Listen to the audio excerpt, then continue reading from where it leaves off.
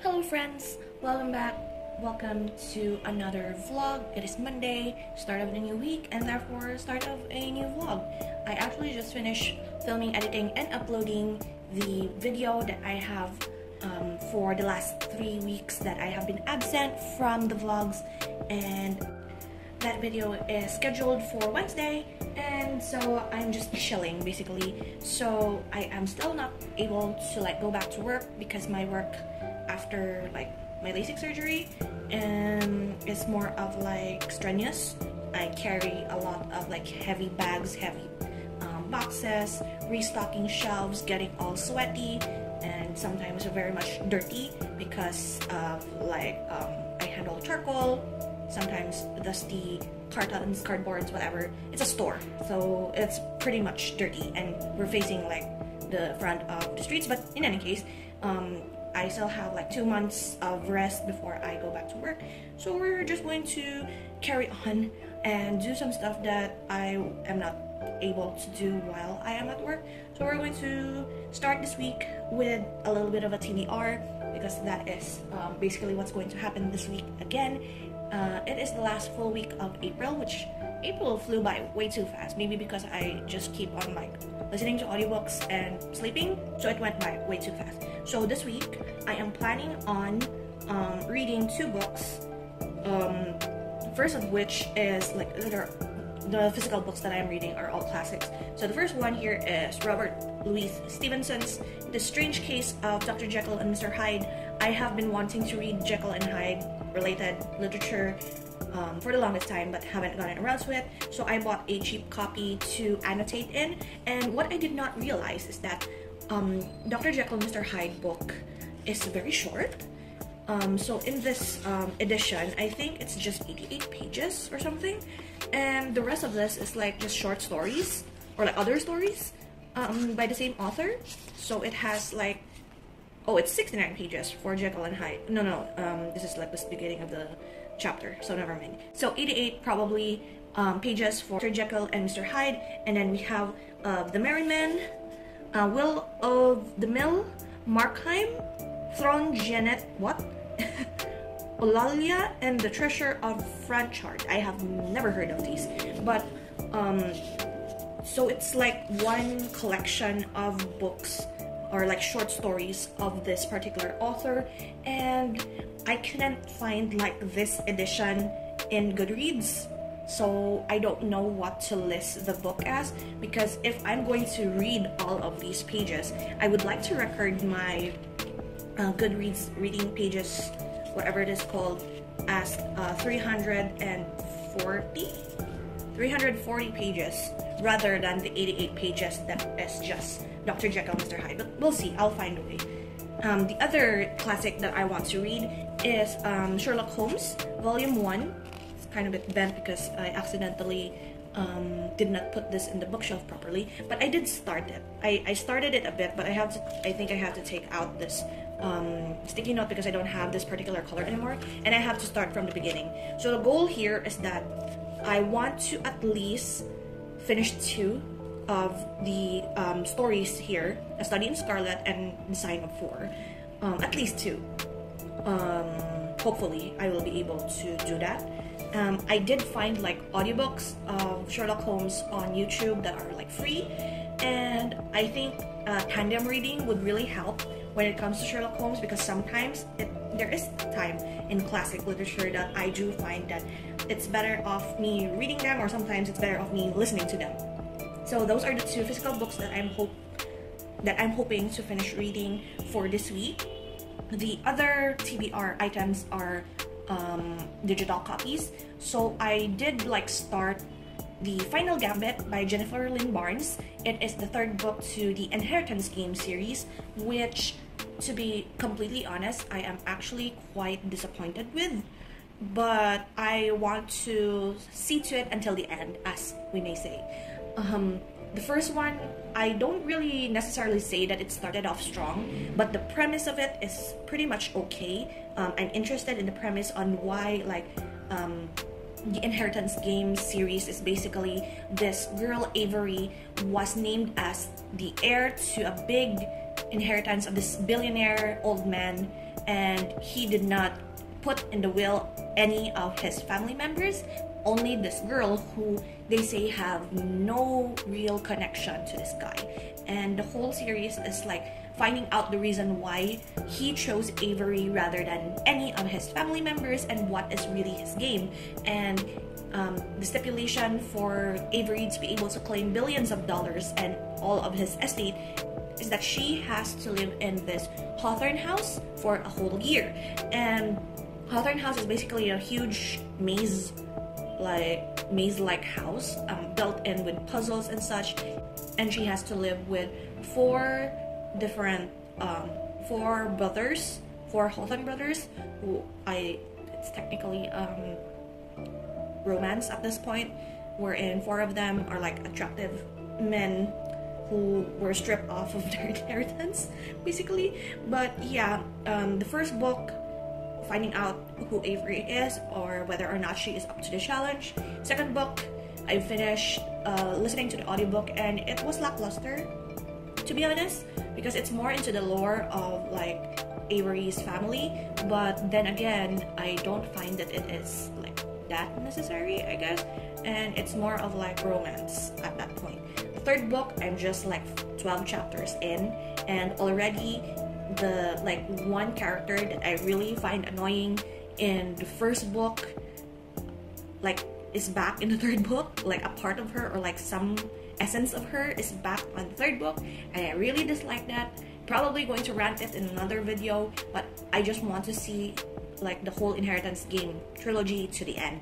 Don't know if I'm going to read or listen to the audio of Brothers Hawthorne, because I have the audio, but we'll see. That's like another 12 hours of my life. If it's lackluster, then I don't think that is necessary.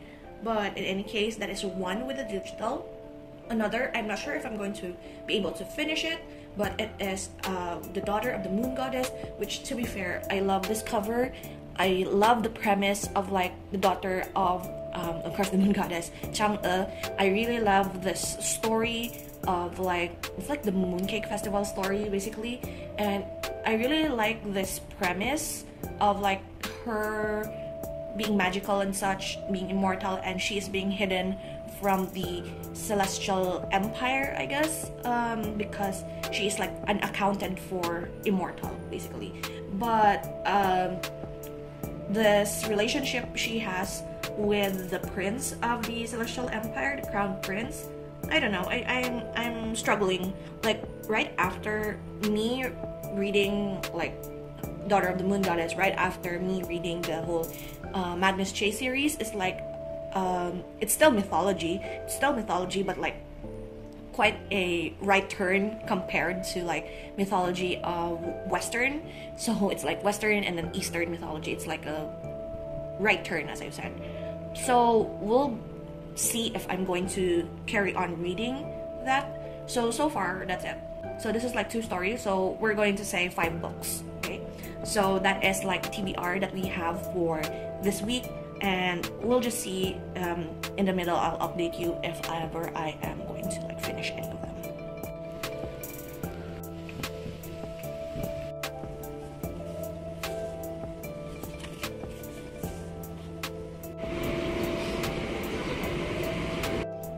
Update.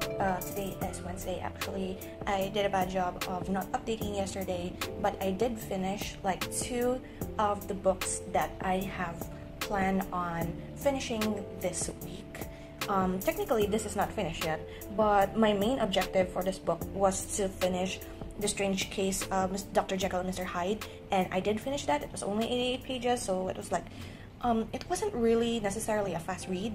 I did need the help of an audiobook just to get me through. I guess Robert Louis Stevenson's writing style is kind of like, so it's very much descriptive, really takes you on this journey to let you see how things look like in his books, and I really appreciate the imagery of that. However, somehow it is kind of a bit difficult for me. Maybe I am not currently in the headspace of reading classics, I guess. But I did finish The Strange Case of Dr. Jekyll and Mr. Hyde, which, if you don't know what the story is about, it is about Dr. Jekyll experimenting on chemicals that led to him manifesting an evil, more cruel side of him, which is Mr. Hyde. And we are in the perspective of the lawyer that is executing the will of Dr. Jekyll in the case that he disappears or he dies, that all of his assets and estate is going to Mr. Hyde. And the lawyer and some of the people that knows Dr. Jekyll witnesses something bad that has been done by Mr. Hyde. And so it's basically sort of like classic gothic horror, because it's medical horror as well, some experimenting gone wrong. So I did enjoy it, but not to the point like my headspace, as I've said, is not really necessarily too sharp enough to read classics this week. But I'm still pushing forward. I proceeded to Merry Men, so I am at chapter 3 of The Merry Men, which is a short story by the same author. In this story, it is like about a shipwreck. So this person went to this island or like this bay to propose, I guess, to his cousin, which is gross, but it is that period of time. But he went to this the home of his uncle and cousin to ask for his cousin's hand in marriage, but the house that they live in has drastically changed after like a series of shipwrecks, I guess, that happened alongside the bay. And he was also there for being a I can't really understand what his main job is, but he's some sort of like I don't know if he's the historian or if the historian is the one that died. That's basically what I don't know. But this is somehow like the shipwreck happened and all of the crew died, and the uncle is like looting the shipwrecks. So it is like, is it moral to loot the dead after a tragedy?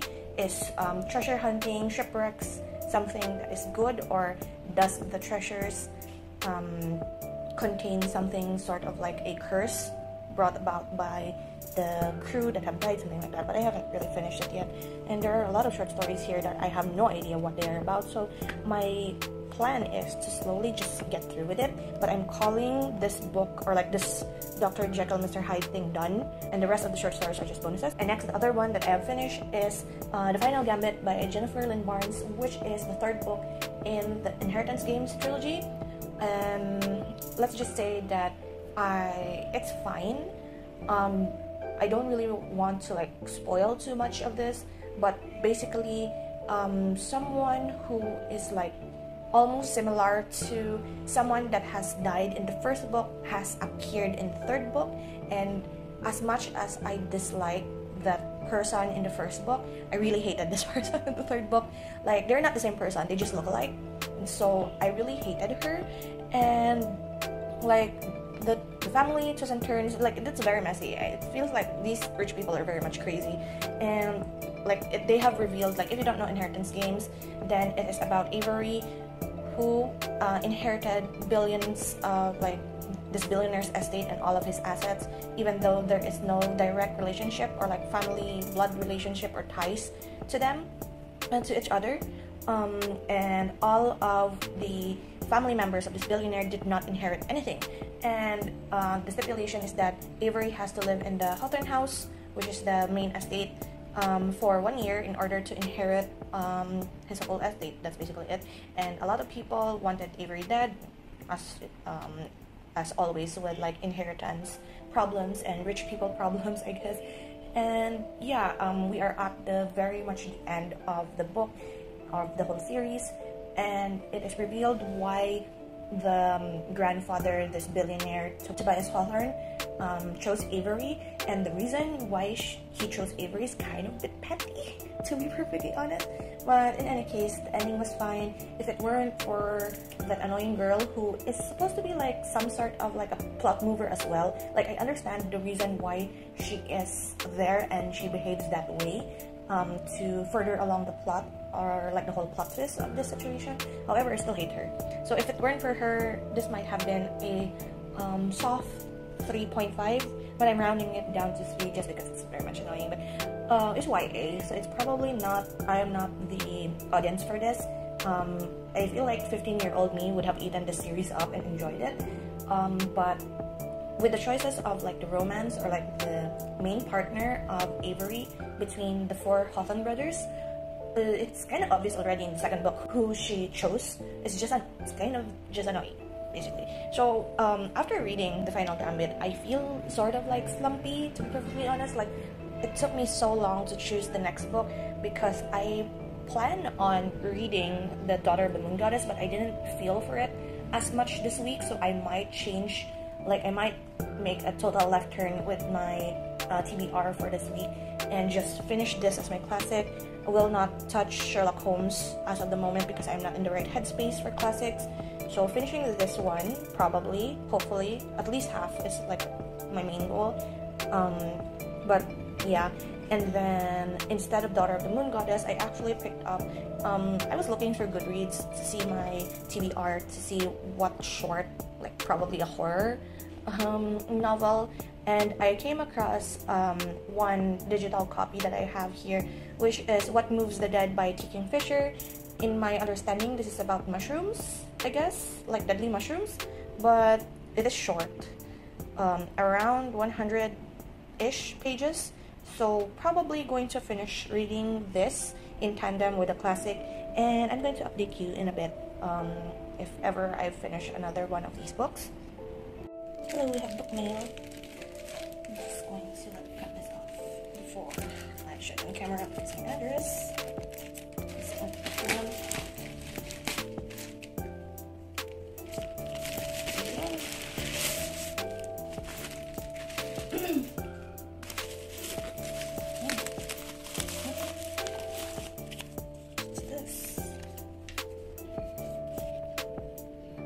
Cute little note.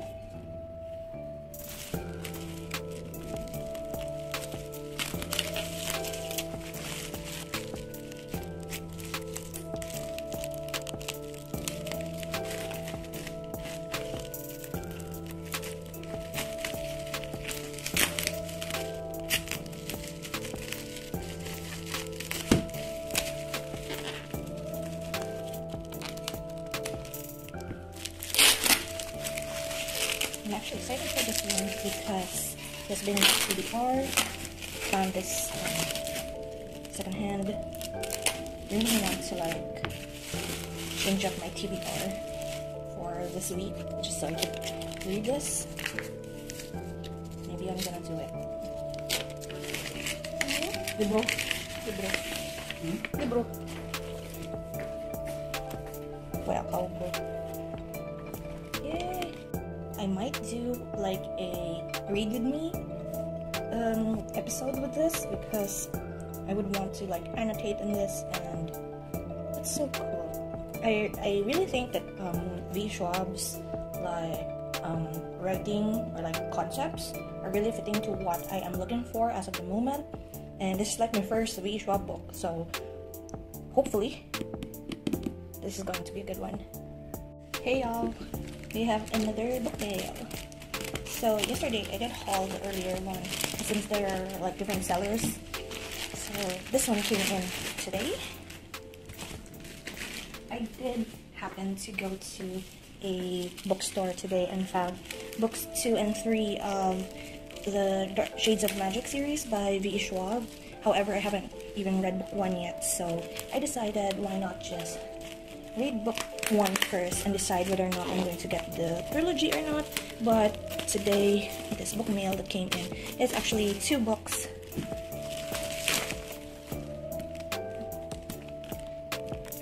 Also by V. Schwab actually, and I'm thinking that this is a theme that I like better based on the synopsis of it, and I'm just going to rip right into it. So this is the Villains book series. So I did get, oh come on, oops, I did get Vicious and Vengeful by V. Schwab.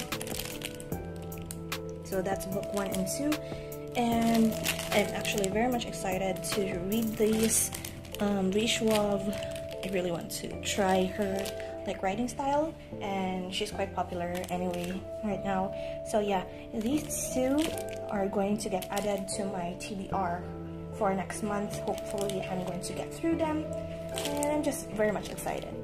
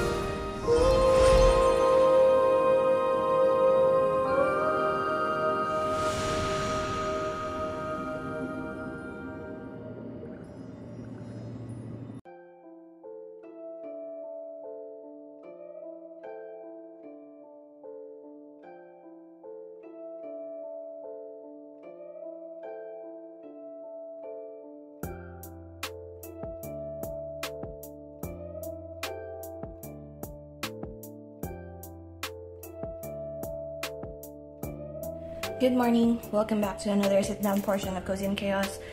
All I can say is that I was so bad at updating you guys this week for all of the readings that I've done. Granted, I also kind of bit of a chaotic mess when it comes to my reading, so I'm going to take some time today to like update you all what's been going on in the weekend, Basically, the weekend was such a mess. We had another 12-hour power out because of maintenance of like a power company, which is like very much common now. But we didn't find anywhere that we could stay for a long time, and it's kind of exhausting because I also didn't feel quite well yesterday. Today is Monday the 29th as I'm filming this because it was just so hot yesterday. It's hot even now with the fan directly on my face, which is kind of a bit unhealthy, but also it's very hot. So we reached around 46 degrees Celsius yesterday, which is like so much. They did say that there is supposed to be like a rainy, like a little bit of a storm coming in, but I think that already dissipated because of the heat or something. But it did rain last night, or like yesterday night, like the day before, like Saturday evening. It did rain for like a couple of minutes, let's say 30 minutes at max, and then that was it. So Saturday was like the coolest day throughout the whole week, but that didn't like even lower the temperature as much. So it was kind of a bit annoying, and I didn't feel like filming at all. After this video, I'm planning on filming like 3 or 4 videos, and I need to catch up with some like journals that I haven't been touching at all in order to make another video. So it's going to be a rush 2 to 3 days of filming for me. So let's just get this Cozy and Chaos episode out of the way for the moment. And here we have the week that was the 22nd to 28th. And to be perfectly honest, I don't really like the spread. I haven't been enjoying like any of my journaling or my journals as much for the past week, like for this week in general. It wasn't like I wasn't in the mood to journal at all. That's why I turned this into a reading vlog. However, my reading is also as chaotic, so maybe it's just me this week. For my goals for this week on what I wanted to like finish or start reading, I have finished my reading of the Inheritance Games trilogy, which is Inheritance Games, Hawthorne Legacy, and the last one that I have here, which is The Final Gambit. I'll talk more about my finished readings in another video, which is the my April wrap-up. I am supposed to be wrapping up my reading for every quarter. However, I did like read a bunch of books for the month of April, and like waiting on it might make me forget what I have read or like what my feelings are to those books. So I'd rather just sit down one of these days in the following week to just sit down and talk about those books, because it's over 10. Spoiler, it's over 10. A Darker Shade of Magic, I did buy a secondhand copy off of Shopee, and the seller was quite nice.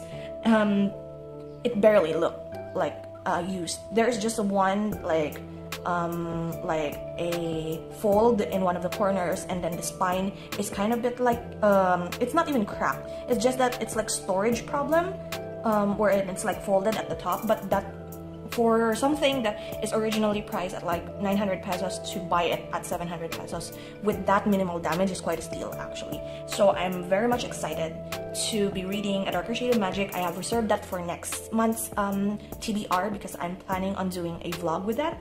So yeah, I'm not checking that off because I haven't started it. And yeah, that's basically the 2 books that I wanted to supposedly read this week. So we go here with Monday. I did finish The Strange Case of Dr. Jekyll and Mr. Hyde. I really have this like overarching goal of like reading 20 or more books, but also reading most of it classic. I have already way past the 20 books for 2024 mark. I am, I think, at around 25 or 26 as of the moment, so I increased it to 40 books this year. And those classics that I wanted to read are mostly like gothic horror, like Frankenstein, and this one, The Strange Case of Dr. Jekyll and Mr. Hyde. However, the copy that I bought included like other short stories, and I did not realize this story is kind of short. So it's only like 88 pages in my copy, and I found that it is very hard to read like certain accents from the book. So the audiobook actually helped me quite a bit. However, there are other stories in there like The Merry Men, Markheim, I think The Merry Men, and was it the only 2 that I finished? there are a lot of stories there that I haven't finished yet, so I haven't really called this physical book done this week, even though I only wanted to actually read Dr. Jekyll and Mr. Hyde just to understand the concept and the context. So yeah, that's sort of like a win for me. I'll just read the rest of the other short stories in another time when I feel like it. And as I said, on Tuesday, I have finished reading The Final Gambit, and I give it actually a 3 out of 5. It was fine, I guess, but somehow Final Gambit and alongside like The Merry Men by the same author of Jekyll and Hyde gave me a bad like post-series reading slump. I don't know if that's a thing, but somehow I had such a hard time finding the next book that I wanted to read in tandem with this classic book that I have such a hard time wrapping around my head with. So what I did was like look for books that are like very short and very easy, and it is part of like my favorite genre, which is, like I said, gothic horror, but also mystery thrillers and such. And I decided to pick up T. Kingfisher's What Moves the Dead, which from the cover of it, I already knew that it's something to do with like spores and mushrooms. But also, what I did not know is that it is the retelling of Edgar Allan Poe's The Fall of the House of the Ushers, I think is the title, and it's like a retelling. So I haven't read the original short story of it, but somehow I also wanted to read it. So it's going to be a TBR for another time to read that. And also that Wednesday, I also didn't like feel like reading a bunch because there is a new Genshin Impact update. And it's like a short world quest. It took me like a day and a half to finish. Granted, I did pause because my phone battery was running out, so I had to pause in between.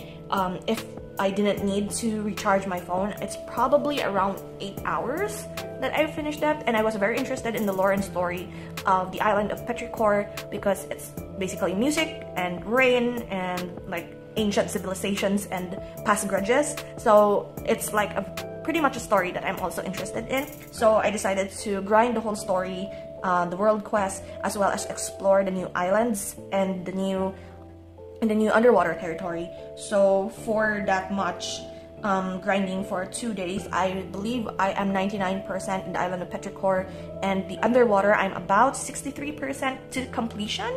So I give it a rest basically after that, and just grind as I go. So yeah, new Genshin update. Arlecchino is here. I am skipping it because I have a goal to get C6 Scaramouche on the second banner, which is going to be another video. I'm going to take along you guys for the ride of how either good or bad my luck is when it comes to 50-50. And also that Wednesday evening, I messaged Kyle because I have like been watching a bunch of like booktubers, as I always do, finding books that they recommend that I might like when it comes to mystery thrillers and such. And Kyle, my friend from high school, is also a reader. He's more of like the romance reader type, like Nicholas Sparks romance type, and he doesn't really go much for gore. He does do horror, but only a little bit. And he does mystery thriller because we both share a love for Detective Conan and Sherlock Holmes and such. So I asked him if he is willing to buddy read a book with me because I was like in such a slump. So I wanted like maybe to have someone to read a book with you. You could have like an accountability of some sort, especially with your TBR. And I gave him 2 choices. One is more gory and the other one is mystery thriller, I believe. And he chose the mystery thriller one, which is How to Solve Your Own Murder. And we have this deadline of until the end of May to finish it. So we gave each other a month and 2 weeks, basically. I am at around 12 or 13 chapters in, and it's kind of a bit interesting, but I feel like the pacing is kind of slow for me when it comes to a mystery thriller. But I am quite enjoying it, and how much this woman made it the fact that this prophecy, or like this fortune that has been told to her in her early teens, or late teens rather, I forgot how old she was, but she went to this like a festival of some sort, or like a market, and have her fortune told, and her fortune is that she's going to be murdered and somebody close to her is going to betray her, and someone in her family is going to solve her murder, something like that. And she has been very much obsessed with every little thing that has to do with relating to that fortune, and it basically took over her life. We are following her, was it great grandniece or great niece, but we're going to follow one of her relatives who's going to like take us back to like her journal entries and how she tracks every little detail of her own murder and trying to find who done it. So we're going to see if I'm going to enjoy that or not at the end. Very slow when it comes to reading that.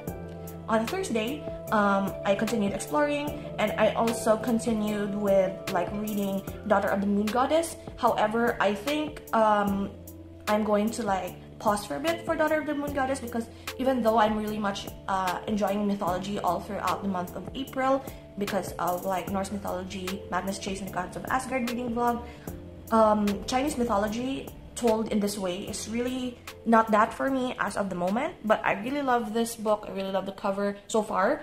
I love this book, but it's just that it's a different genre, I think, for me. It does have a little bit of like a love triangle, fantasy, mythology, historical fiction sort of situation. And as of the moment, I'm like at part 2. So the main character, Sing Yun, is like trying to survive and trying to forge a path for herself and discovering her skills and her magic. And we are with the second love interest, I believe, as of the moment.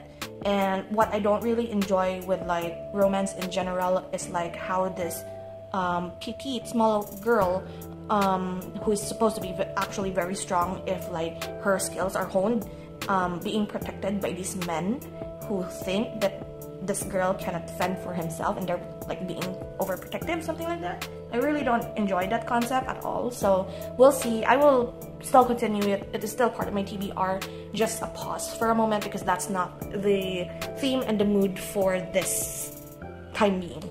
I also had book mail on Thursday and Friday. I did buy 3 books, A Darker Shade of Magic, as I've mentioned earlier, and then I also bought Vicious and Vengeful, which is all V.E. Schwab books. And I did start reading Vicious because the concept of it is very much interesting to me, with the rivalry between 2 roommates, Ellie and Victor, and it is basically a superhero sort of book. It's like very much comic book-esque but in narrative format as I'm reading it. And I'm not really much into superhero comics sort of genre. However, the way V.E. Schwab wrote about it, about the rivalry, about like their revenge plot, about what happened in the past that led to this madness, because it's college and it's also research, and I'm very much interested in like the psychology of it, the transformation of people because they have discovered something and like sort of a like god complex. So it is, as one of the quotes I believe said, it's not between good versus bad, but rather bad versus worse, and I'm pretty much enjoying it.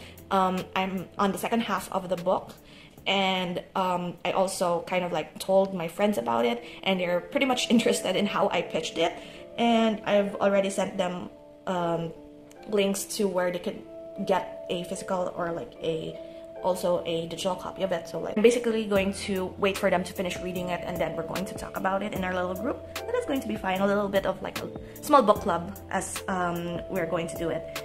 And also I have my last appointment with my doctor for my LASIK surgery. I am not quite in the 1 month point yet, but I am currently, this is my last appointment. So I did my eye test. LASIK surgery promises 20/20 vision after you go through the operation, and when I did my eye test, I'm actually at 20/10 vision, which is even better.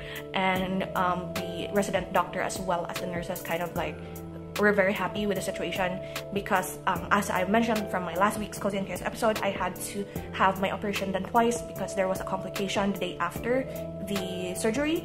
So it was kind of nerve-wracking, but I'm fine now, very well. No need for medicines, no need for extra appointments, and my vision is very much happy, I guess.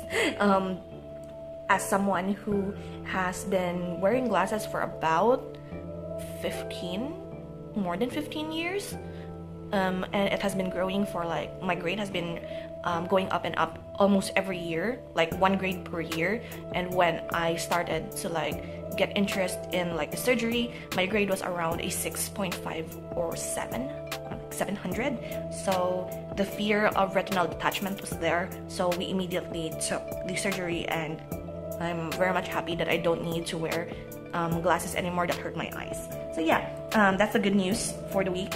Next, Saturday, other than the dentist appointment and cleaning up my TBR card, I did finally manage to get Aventurine, which to me was like, it's a guaranteed. I was guaranteed Aventurine. However, I didn't have enough rolls for it. Luckily, there is a the Honkai Star Rail anniversary free 10 pull, so I was able to get another 10 in addition to all of the grinding that I did. So I actually got him at 81 pity, which to me is very much the farthest that I've gotten when pulling for a Star Rail character. I am F2P with Honkai Star Rail. I don't want to pay for more than 1 game because I'm already a Welkiner when it comes to Genshin Impact, even though I stopped. As of the moment, I've stopped because there's still a lot of content that I haven't done in Genshin Impact, especially like the story quests as well as some of the world quests that are like sprinkled around the new map.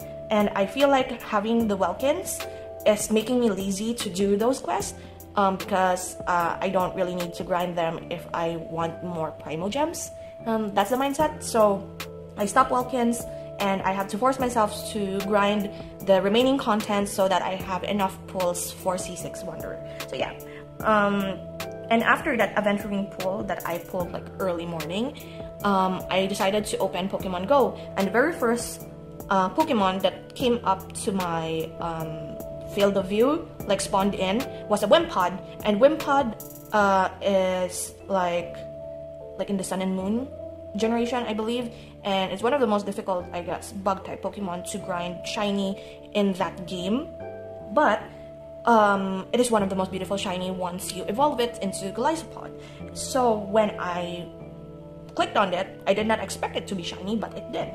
And not only that, but on Sunday when we went to a road trip, we went to Miagao on a road trip because of the 12-hour power out from 5 a.m. to 5 p.m.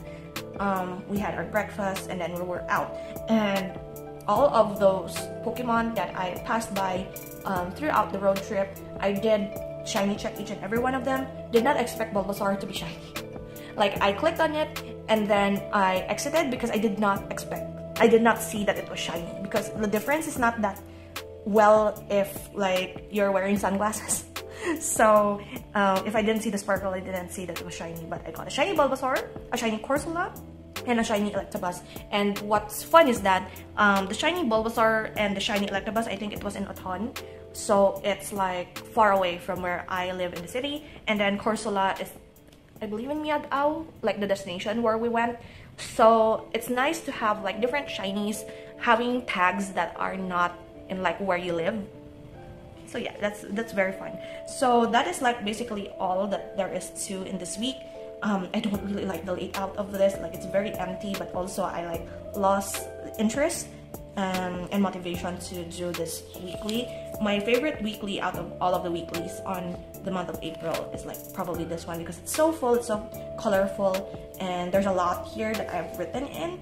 Granted, there's mostly like all of them are actually book reviews. So yeah, hopefully one of these days or like one of these weeks my page will be back to this sort of aesthetic, because I really love this very much. So we're going to do our page for this week. This is what we did last week. I did 3 pages of catch up last week, so we're going to do it here. I do have this photo of Albedo and Klee, and I have a few stuff here. These actually are supposed to be my like materials for my plan with me for the month of May in my monthly journal. However, I decided to just pull it out because it's basically the same color combinations for Albedo and Klee. So we're going to do this for now. I'm going to mute myself, leave you to the music, and I'm going to talk about it after. So I will be right back.